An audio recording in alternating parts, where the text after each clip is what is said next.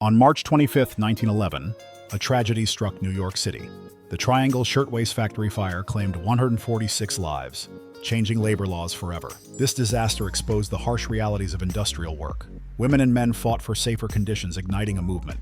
Their bravery paved the way for the rights we have today. This is a story of resilience and change, one that we must remember.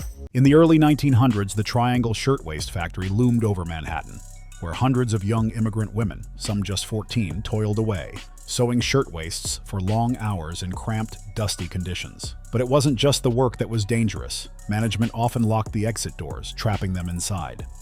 This was their reality, a fight for safety and dignity. Their story is a reminder of the struggles that shaped labor rights today. On the afternoon of March 25th, a small fire broke out on the 8th floor. Flames quickly spread, igniting piles of fabric and wooden tables. Workers tried to escape, but many found doors locked from the outside.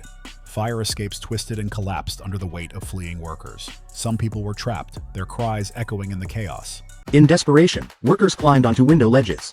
Crowds below watched in horror as people began jumping from windows, choosing to leap rather than burn alive. Within just 18 minutes, the fire claimed 146 lives, most of them young women. Today we remember the Triangle Shirtwaist Fire, a tragic turning point in American labor history. It sparked change to protect workers' lives. But what other hidden stories from our past deserve the spotlight? Let me know in the comments. And don't forget to subscribe for more fascinating tales.